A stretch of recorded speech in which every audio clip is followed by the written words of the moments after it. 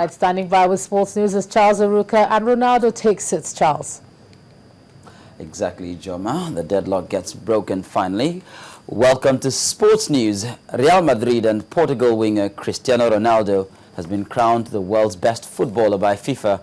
Ronaldo beat Barcelona striker Lionel Messi and Bayern Munich winger Frank Ribery to win the award for a second time. The 28-year-old scored 66 goals from 56 appearances for his Spanish club this year.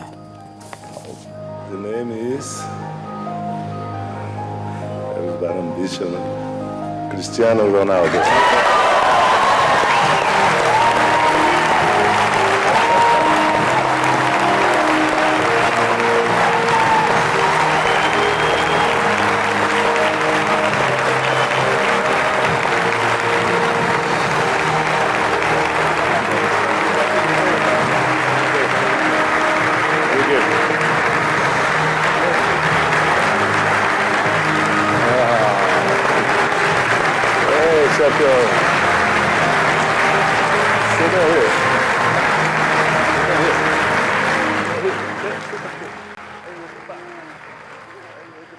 Well, then the football year continues, but of course that was last year. He scored those goals, and it continues this year.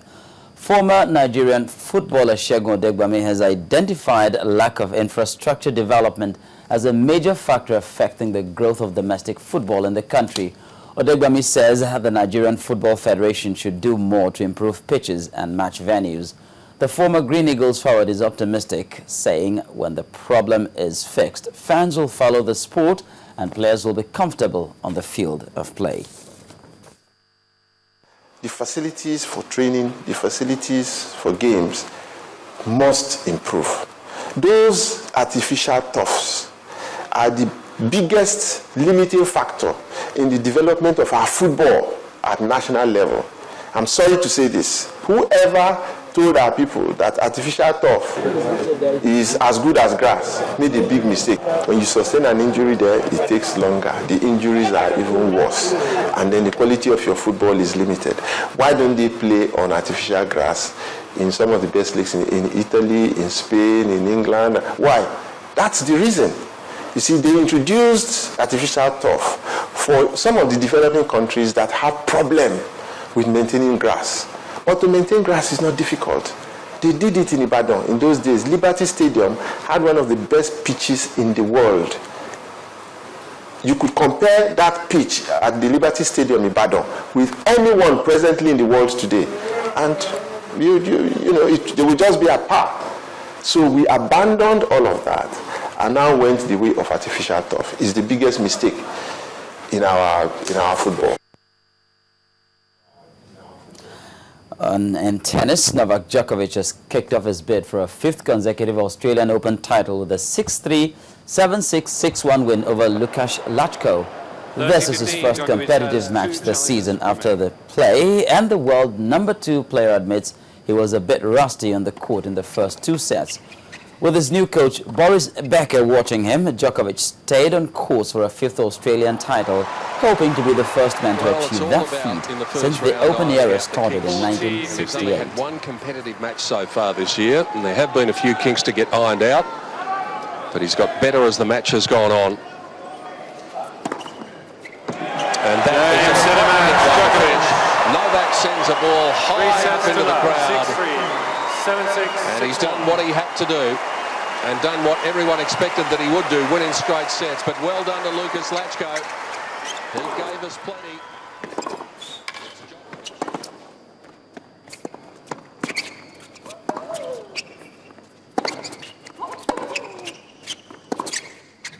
And world #1 Serena Williams has also made a flying start to the Australian Open. The 32-year-old beat Australian teenager Ashley Barty 6-2, 6-1 in 57 minutes to book her place in the second round. She'll next play Serbian Vesna Dolenc, who earlier beat Spain's Lara Arruabarrena 2-6, 6-2, 6-4.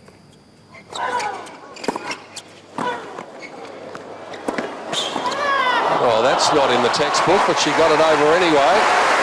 Bit of cat and mouse going on out there. Again, some terrific Terrific movement from Barty. That is unorthodox. She did what she had to do, kept that racket face in the right spot. Against the 5-time Australian Open champion. Yeah, doesn't matter. Officially 57 minutes. Serena's almost twice Ash Barty's age, and tonight she was twice as good. And that shows on the scoreline. 6-2, 6-1, as you'd expect. Twice her age, twice her size, twice her experience, twice as good, but it's game, set and match on Sports News. It's back to Ijoma with the rest of the news at 10.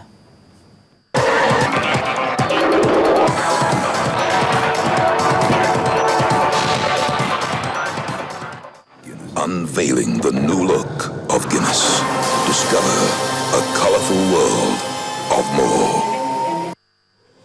Well, we shift focus from sports to the foreign scene, where the body of the former Israeli Prime Minister Ariel Sharon has been laid to rest. Many significant individuals, including world leaders, were present to honor the man whom Israel regarded as a bulldozer. Here's Cynthia Are with more.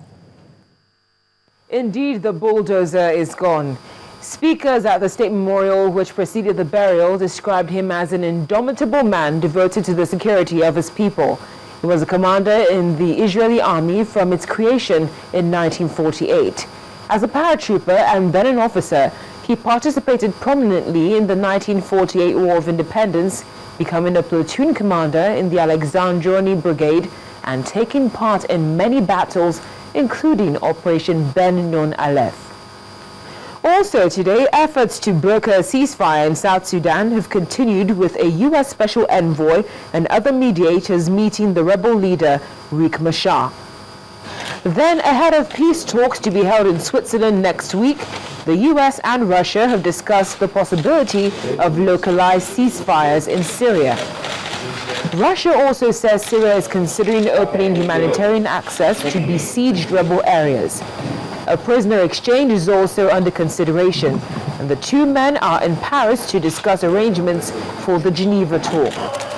Plus, the protests in Thailand are not close to being over. As we speak, protesters are blocking roads in parts of the capital, Bangkok, in a bid to oust the government before snap elections on February the 2nd. Finally, and on a good note, India might have suffered gang rape, building collapses and other disasters, but it does have something big to celebrate. The country is marking 3 years since its last reported polio case, and that's a landmark in the global battle against the disease. And that's it for me. Those are the top stories on the foreign scene. Well, thanks a lot, Cynthia. Maven Records artiste The Prince has set the year rolling with the recording of a new track titled Gentleman, featuring Don Jazzy and Davido. Here's Mayowa Ogundele with the details on Entertainment News.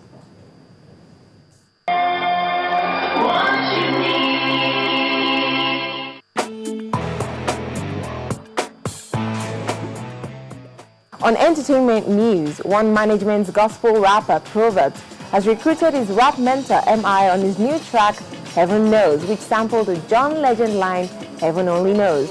My folks get sitting on the top still feels alone. My good friend sitting on the top still feels alone. But what is the word if the traffic makes me grow? Nah, I wanna be simple. The track was produced by the multiple award-winning Chocolate City rapper, and it features verses from both rap acts.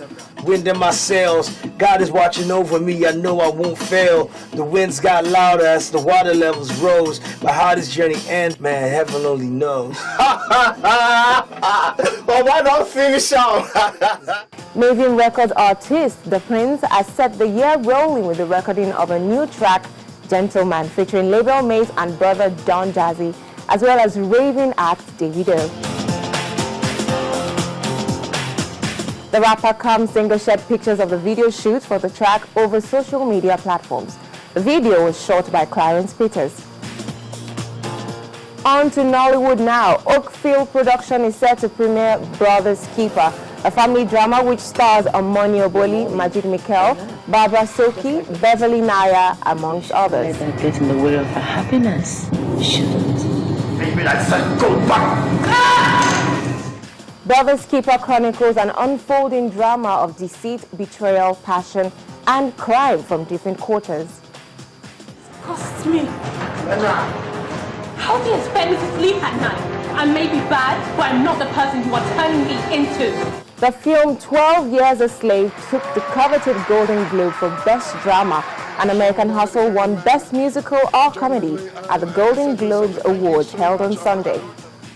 American Hustle, a run through corruption in the 1970s, directed by David O. Russell, was the top winner with 3 Globes for its 7 nominations. And that's it on Entertainment Tonight. The main news continues shortly.